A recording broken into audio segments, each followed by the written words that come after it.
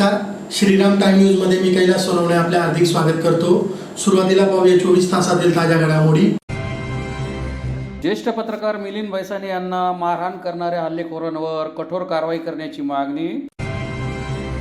खानदेश वारकरी सेवा मंडळाच्या रौप्य महोत्सवी वर्षानिमित्त अखंड हरिनाम संकीर्तन सप्ताहाचा समारोप व वारकरी रत्न पुरस्कार वितरणाचा सोहळा संपन्न।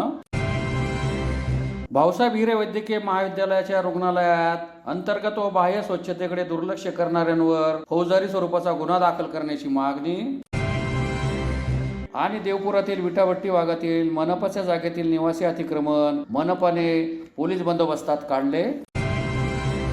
आता बातमीपत्र विस्ताराने। धुळ्याचे ज्येष्ठ पत्रकार मिलिंद बैसाने यांना लळिंग टोल नाका परिसरात मारहाण करणाऱ्या हल्लेखोरांवर कठोर कारवाई करावी अशी मागणी धुळे जिल्हा मराठी पत्रकार संघातर्फे जिल्हा पोलीस अधीक्षकांना निवेदनाद्वारे करण्यात आले। धुळे येथील ज्येष्ठ पत्रकार मिलिंद बैसाने यांना मारहाण करणाऱ्या हल्लेखोरांवर कठोर कारवाई करावी अशी मागणी धुळे जिल्हा मराठी पत्रकार संघातर्फे जिल्हा पोलीस अधीक्षकांना निवेदनाद्वारे करण्यात आली आहे। निवेदनात म्हटले आहे की लळिंग गावच्या शिवारातील टोल नाका परिसरात दिनांक 23 मे रोजी दुपारी 12:15 वाजेच्या सुमारास दैनिक महाराष्ट्र शोधयात्राचे मुख्य संपादक तथा ज्येष्ठ पत्रकार मिलिंद औचित बैसाने यांना हल्लेखोरांनी बेदम मारहाण केली। मारहाणीनंतर हल्लेखोरांनीच बैसानेंविरुद्ध तक्रार दिली। पोलिसात खोटा गुन्हा दाखल झाला आहे। लोकशाहीचा चौथा स्तंभ मानल्या जाणाऱ्या पत्रकाराला दिवसाढवळे अशा प्रकारे मारहाण होणे ही अत्यंत गंभीर आणि निंदनीय आहे। हल्ल्याप्रकरणी ज्येष्ठ पत्रकार मिलिंद बैसाने यांच्या फिर्यादीवरून मोहाडी पोलिसात हल्लेखोरांविरुद्ध गुन्हा दाखल करण्यात आला आहे। बैसानेंवर गुन्हा दाखल होणे हा प्रकार लोकशाहीचा गळा दाबण्यासारखा आणि गुंडगिरीला अधिक प्रोत्साहन देणारा आहे। पत्रकारालाच मारहाण करून त्याच्यावरच गुन्हे दाखल होत असतील तर राज्यात निर्भयपणे काम करणे कसे शक्य होणार आहे असा प्रश्न निर्माण झाला आहे। ही घटना केवळ ज्येष्ठ पत्रकार बैसाने यांच्यावर हल्ला नाही तर पत्रकारितेवर अभिव्यक्ती स्वातंत्र्यावरही घाला आहे। समाजाचा आरसा असलेल्या पत्रकारितेला जर अशी वागणूक मिळत असेल तर सामान्य नागरिकांना न्यायाची अपेक्षा कुणाकडून करायची हा प्रश्न केवळ धुळ्यातील नव्हे तर राज्यातील जनतेलाही पडला आहे। बैसानेंवरील हल्ल्यानंतर धुळ्यासह राज्यातील विविध पत्रकार संघटना आणि नागरिक मोठ्या प्रमाणात संतप्त झाले आहेत। त्यांनी या घटनेचा तीव्र निषेध केला असून हल्लेखोरांवर तात्काळ कठोर कारवाई करण्याची मागणी करण्यात आली आहे। तसेच बैसाने यांच्यावरील खोटा गुन्हा मागे घेऊन हे प्रकरण स्थानिक गुन्हे अन्वेषण शाखेकडे वर्ग करावे, हल्लेखोरांना त्वरित अटक करून त्यांच्यावर कडक कायदेशीर कारवाई करावी अशी मागणी निवेदनातून करण्यात आली। यावेळी धुळे जिल्हा मराठी पत्रकार संघाचे अध्यक्ष मनोज गर्दे, उपाध्यक्ष अतुल पाटील, प्रांतिक सदस्य प्रकाश शिरसाट, माजी अध्यक्ष चंद्रशेखर पाटील, जीवन शेंडगे, मनीष मासोळे, वीरेंद्र मोरे, रवींद्र नगराळे, नरेश रावताला, देवेंद्र पाटील, पंकज पाटील, दीपक पाटील, दीपक वाघ, संजय पाटील, गोरख गर्दे, योगेश पाटील, मधुकर मिस्त्री, शांताराम आहिरे, जमील शहा, अखिल शहा, अनिश काटेक, पुरुषोत्तम पाटील, कल्पेश पाठक, दिनेश निकुंभ, आकाश सोनवणे आदी उपस्थित होते। धुळे जिल्हा मराठी पत्रकार संघाचे माजी अध्यक्ष मिलिंदजी बैसाने यांच्यावर धुळे लळिंग टोल नाक्यावर जो हल्ला झाला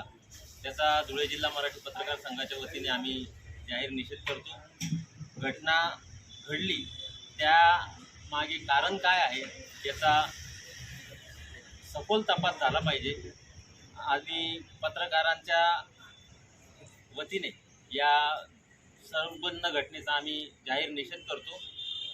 आज आम्ही आमच्या मागणीचे आणि घटना घडली त्याचा तपास निष्पक्षपाती व्हावा यासाठी पोलीस अधीक्षक दिवरे साहेब यांना निवेदन सादर केलेले आहे। तर त्यांनी आम्हाला निष्पक्षपातीपणे तपास करण्यात येईल असे आश्वासन दिले। खानदेश वारकरी सेवा मंडळाच्या रौप्य महोत्सवी वर्षानिमित्त धुळे कृषी उत्पन्न बाजार समिती परिसरातील पवननगर येथील प्रसन्न हनुमान मंदिर येथे सुरू असलेल्या अखंड हरिनाम संकीर्तन सप्ताहाचा समारोप व वारकरी रत्न पुरस्कार वितरणाचा सोहळा रविवार सायंकाळी मोठ्या उत्साहात संपन्न झाला। खानदेश वारकरी सेवा मंडळाच्या रौप्य महोत्सवी वर्षानिमित्त धुळे येथील कृषी उत्पन्न बाजार समिती परिसरातील पवननगर मधील प्रसन्न हनुमान मंदिरात अखंड हरिनाम संकीर्तन सप्ताहाचा समारोप आणि वारकरी रत्न पुरस्कार वितरणाचा सोहळा रविवारी सायंकाळी मोठ्या उत्साहात संपन्न झाला। यावेळी आमदार अनुप अग्रवाल व मान्यवरांच्या हस्ते विठ्ठल महाराज चौधरी आळंदी, ज्ञानेश्वर माऊली बेलदारवाडी, गुरुवर्य कृष्णाजी माऊली जायखेडा, तुकाराम बाबा जेऊरकर, संदीपन महाराज शिंदे हासगाव, माधव महाराज घुले इगतपुरी, मुकुंद काका जाट देवळेकर, मारुती बाबा कुर्हेकर, विष्णू महाराज चक्रांकित आळंदी, निवृत्तीदास महाराज पंढरपूर, रामचंद्र महाराज बोधे आळंदी, आसाराम बाबा खानवेकर आळंदी, डॉक्टर नारायणराव जाधव आळंदी, रामकृष्ण महाराज लहवितकर, बाजीराव नाना चानिले आळंदी, परमेश्वर महाराज जायभाव आळंदी, अमृतदास महाराज जोशी राजूर, तुकाराम महाराज सकारामपूरकर, डॉक्टर भगवान महाराज आनंदगड, जालना या महात्म्यांचा वारकरी रत्न पुरस्कार देऊन सन्मान करण्यात आला। यावेळी बोलताना आमदार अनुप अग्रवाल यांनी सांगितले की संतांच्या विचारांची प्रेरणा घेत त्यावर वाटचाल करणारा वारकरी संप्रदाय भक्ती समर्पण आणि समाजसेवेचे अनोखे उदाहरण आहे। वारकरी संप्रदाय हा राज्याचा सांस्कृतिक वैभवाचा आधारस्तंभ आहे। अशा संप्रदायाचे खानदेशात नेतृत्व करणाऱ्या वारकरी भवनासाठी येत्या 6 महिन्यात जागा देणार तर 5 वर्षात भवन साकारणार असे वचन त्यांनी दिले। यावेळी आमदार अनुप अग्रवाल, भाजप आध्यात्मिक आघाडीचे प्रदेश अध्यक्ष आचार्य तुषार भोसले, भगवान महाराज, यशवंत महाराज, प्रणवगिरी महाराज, उद्धव साक्षी महाराज, हिरामन गवळी, खानदेश वारकरी सेवा मंडळाचे अध्यक्ष सुधाकर बोकरे, कार्याध्यक्ष डॉक्टर भास्कर पाटील, सचिव सुनील वाघ, विश्वस्त सतीश बच्चाव, भालचंद्र दुसाने, सिद्धनाथ देशमुख, गोविंदराव ठाकरे, चिंतामण बाविस्कर, धनराज देसले, निंबा पाटील, कैलास पवार, मधुकर जाधव, यशवंत पाटील, राजेंद्र पाटील, योगीराज सैंदाने, अशोक गवळी, विनोद पवार, प्रदीप खैरनार, डॉक्टर सुरेश देसले, रमेश जमादार, चंद्रसिंग गिरासे, प्रकाश विबंडे, गुलाल पाटील, प्रवीण माळी यांच्यासह वारकरी सेवा मंडळाचे सदस्य व खानदेशातील वारकरी मोठ्या संख्येने उपस्थित होते। स्वागत करतो। मी जास्त वेळ घेणार नाही, परंतु काही गोष्टी अशा आहेत ज्या मला तुम्हाला सांगायच्या आहेत आणि त्याच्या माध्यमातून पुढचं आपलं जे ध्येय आहे ते आपल्याला गाठायचं। खानदेशाला कानादेश का म्हणावं आणि ती सुरुवात वारकरी सेवा संघाने या ठिकाणी केली, त्याबद्दल मी मनापासून त्यांचा आभार व्यक्त करतो।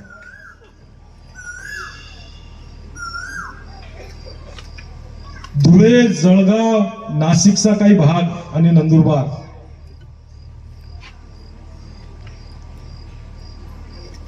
जेव्हा श्रीकृष्ण युद्धात हरत होते म्हणून त्यांना रणछोड सुद्धा एक नाव पडलं होतं आणि ते तापी खोऱ्यात वास्तव्यात त्या ठिकाणी आलेले होते। आपल्या पूर्ण समाजासह, आहिर समाजासह त्या ठिकाणी ते वास्तव्याला आलेले होते आणि कृष्ण हा त्यांचा राजा आहे म्हणून काना देश हे नाव याला पडलेलं आहे। त्याच या कानादेशी मायबोली भाषा ही ऐराणी आणि आहिर इथून ही ऐराणी झालेली आहे। असे भरपूर संदर्भ आपल्याला या ठिकाणी सापडत आहेत। कालांतराने महाभारतच्या आधी रामायण काळात या भूभागचं नाव होतं ऋषी प्रदेश। ऋषी प्रदेश, सत्य देवाचा घंटाही वाजला। जेव्हा सीता मैयाला शोधायला वानर सेना इथं आली तर रामायण मध्ये सुद्धा याचा उल्लेख येतो, तापीचं नाव येतं आणि त्या ठिकाणी याला ऋषी प्रदेश असं म्हटलं गेलेलं आहे। रामकृष्ण हरी आज कानादेश वारकरी सेवा मंडळाच्या वतीने 2025चा कानादेश वारकरी सेवा रत्न आणि कानादेश वारकरी भूषण पुरस्कार आज या ठिकाणी प्रदान करण्याचा कार्यक्रम संपन्न झाला। या पुरस्कार वितरण सोहळ्यात महाराष्ट्रातील थोर संत डॉक्टर भगवान महाराज आनंदगड यांना खानदेश वारकरी रत्न आणि हरिभक्तपरायण कीर्तनकार यशवंत महाराज कमळगावकर यांना खानदेश वारकरी भूषण हा पुरस्कार या ठिकाणी लोकप्रिय समितीचे अध्यक्ष आणि या धुळे शहराचे आमदार हरिभक्तपरायण अनुपभाई अग्रवाल यांच्या आणि संतांच्या उपस्थितीत प्रदान करण्यात आलेला आहे। या सोहळ्यास संपूर्ण कानादेशातून धुळे, जळगाव, नाशिक, जळगाव या जिल्ह्यातनं वारकरी मंडळी मोठ्या संख्येने या ठिकाणी उपस्थित आहेत। गेल्या 25 वर्षापासून आम्ही हा उपक्रम सातत्याने राबवत असतो। या उपक्रमासोबत कानादेशातील 101 ज्येष्ठ वारकरींना आज वारकरी पुरस्कार, ज्येष्ठ वारकरी पुरस्कार देऊन गौरवण्यात। धुळे शहरातील सुरत बायपास रोडवरील भाऊसाहेब हिरे वैद्यकीय महाविद्यालयाच्या रुग्णालयात अंतर्गत व बाह्य स्वच्छतेकडे होत असलेल्या दुर्लक्षाबाबत ठेकेदाराची चौकशी करून दोषींवर फौजदारी स्वरूपाचा गुन्हा दाखल करण्याची मागणी Republican party of India Maratha व्यापारी आघाडीतर्फे अधिष्ठातांना निवेदनाद्वारे करण्यात आली. धुळे शहरातील सुरत बायपास रोडवरील भाऊसाहेब हिरे वैद्यकीय महाविद्यालयाच्या रुग्णालयात अंतर्गत व बाह्य स्वच्छतेकडे होत असलेल्या दुर्लक्षाबाबत ठेकेदाराची चौकशी करून दोषींवर फौजदारी स्वरूपाचा गुन्हा दाखल करावा अशी मागणी Republican party of India Maratha व्यापारी आघाडीतर्फे अधिष्ठाता यांना निवेदनाद्वारे करण्यात आली आहे. निवेदनात म्हटले आहे की धुळे शहर हे राष्ट्रीय महामार्ग क्रमांक 3, राष्ट्रीय महामार्ग क्रमांक 6 आणि राष्ट्रीय महामार्ग क्रमांक 211 या प्रमुख राष्ट्रीय महामार्गावरील शहर आहे. दररोज महामार्गावर लहान मोठे अपघात होत असतात. अपघातानंतर प्रथम प्राधान्याने रुग्णाला हिरे महाविद्यालयात दाखल करण्यात येते. धुळे, नंदुरबार, जळगाव या 3 जिल्ह्यांसह मालेगाव, बागलाण तसेच मध्य प्रदेश राज्यातील सेंधवा, गुजरात राज्यातील डांग आणि इतर सीमावर्ती भागातून रुग्ण हिरे रुग्णालयात उपचारासाठी येत असतात. एवढ्या मोठ्या प्रमाणात रुग्णांचा ओघ पाहता शासनाकडून हिरे महाविद्यालयासाठी दरवर्षी कोट्यवधी रुपयांचा निधी देखील खर्च होत असतो. एवढ्या मोठ्या प्रमाणात रुग्ण संख्या येत असताना स्वच्छतेबाबत उच्चतम दर्जा राखणे आवश्यक आहे. मात्र प्रत्यक्षात स्वच्छतेबाबत प्रचंड उदासीनता आणि दयनीय स्थिती दिसून येते. आपल्या महाविद्यालयातील ओपीडी आणि इतर विभागात अस्वच्छता आणि दुर्गंधीमुळे रुग्ण, त्यांचे नातेवाईक, महाविद्यालयातील अधिकारी व कर्मचारी अशा सर्वांच्याच आरोग्यास धोका निर्माण होत आहे. सर्वात संवेदनशील विभाग असलेल्या प्रसूती विभागात तरी किमान चांगली स्वच्छता ठेवणे आवश्यक आहे. मात्र प्रत्यक्षात स्थिती पाहता उघड्यावर टाकलेले कपडे, जवळपास फेकलेले शहाळे, इतर मेडिकल वेस्ट, उष्टे खरवटे यामुळे प्रचंड दुर्गंधी पसरलेली आहे. याची तातडीने स्वच्छता करण्यात यावी. आपले महाविद्यालय एका नाल्यावर उभे आहे. सध्या हा नाला तुंबलेला आहे. थोड्याच दिवसात पावसाळा सुरू होत आहे. तत्पूर्वी नाला स्वच्छ होणे आवश्यक आहे. सध्या तुंबलेल्या नाल्यातून दुर्गंधी सुटत आहे. त्याची स्वच्छता करणे अत्यंत आवश्यक आहे. तसेच त्याला बंदिस्त केले तर इतर आजारांवर नियंत्रणास मोठी मदत होणार आहे. महाविद्यालयाच्या परिसरात असलेले स्वच्छतागृहांमध्ये प्रचंड अस्वच्छता आहे. ते कितीतरी महिन्यांपासून स्वच्छ केले नाही असे एकंदरीत दिसते. जेथे महाविद्यालयाची स्वच्छता राखली जात नाही तेथे स्वच्छतागृहाची स्वच्छतेची अपेक्षाच बाळगणे चुकीचे असले तरी 2 दिवसात स्वच्छतागृह पूर्ण क्लीन करण्यात यावे. महाविद्यालयाच्या परिसरात जागोजागी गुटखा, तंबाखू खाणाऱ्या नागरिकांनी पिचकाऱ्या मारून महाविद्यालय परिसराचे विद्रुपीकरण केले आहे. अशा पिचकारी साप लोकांवर कारवाई करण्यासाठी कठोर भूमिका घेण्यात यावी.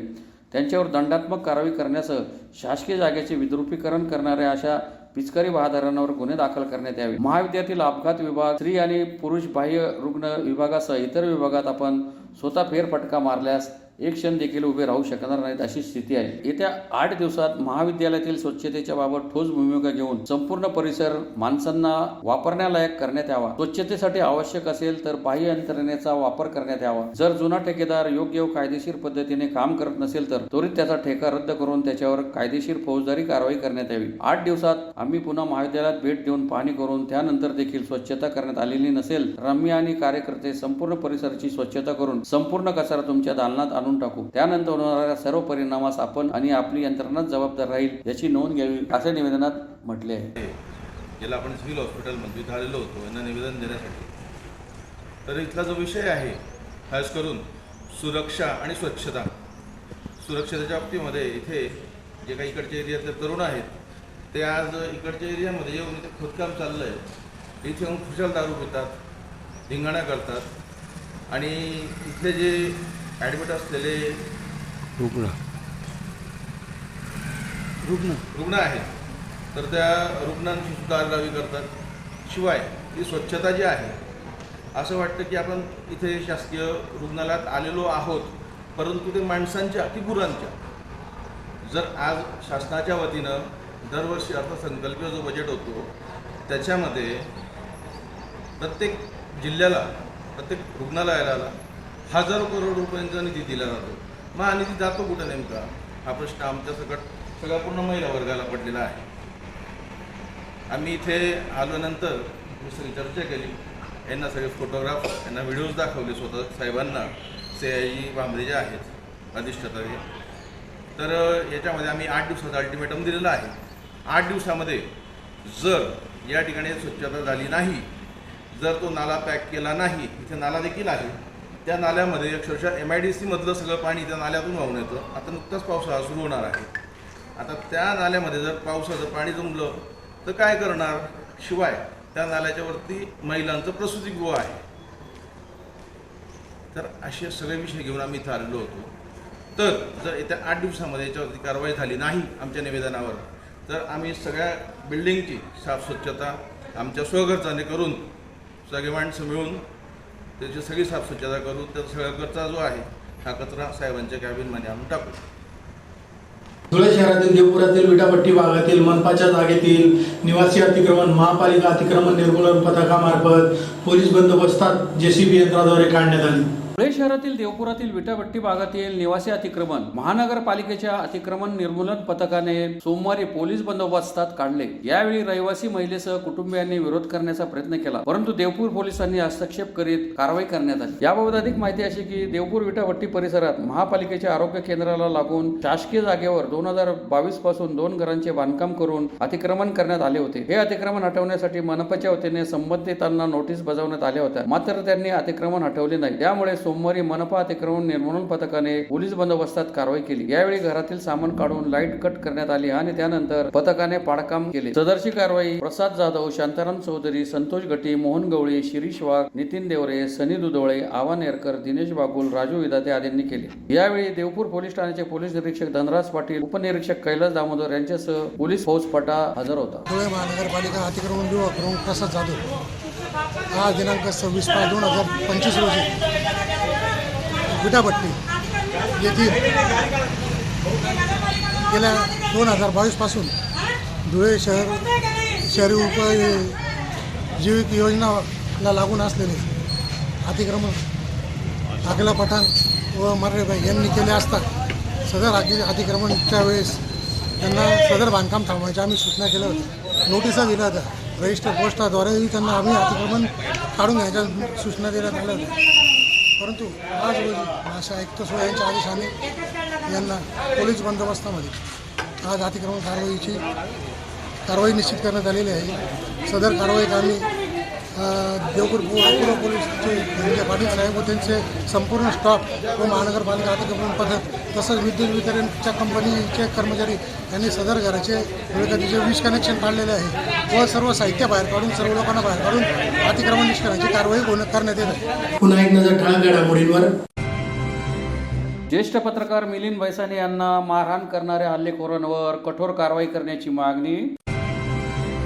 खानदेश वारकरी सेवा मंडळाच्या रौप्य महोत्सवी वर्षानिमित्त अखंड हरिनाम संकीर्तन सप्ताहाचा समारोप व वारकरी रत्न पुरस्कार वितरणाचा सोहळा संपन्न.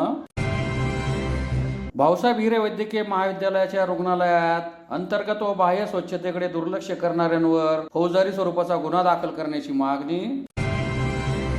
आणि देवपुरातील विटापट्टी भागातील मनपाच्या जागेतील निवासी अतिक्रमण मनपाने पोलीस बंदोबस्तात काढले. याचबरोबर श्रीराम टाइम न्यूजच्या बातमीपत्र संपले. दिवसभरातील ताज्या घडामोडींसाठी पाहत राहा श्रीराम टाइम न्यूज. भेटूया पुढील प्रसारणात. तोपर्यंत नमस्कार.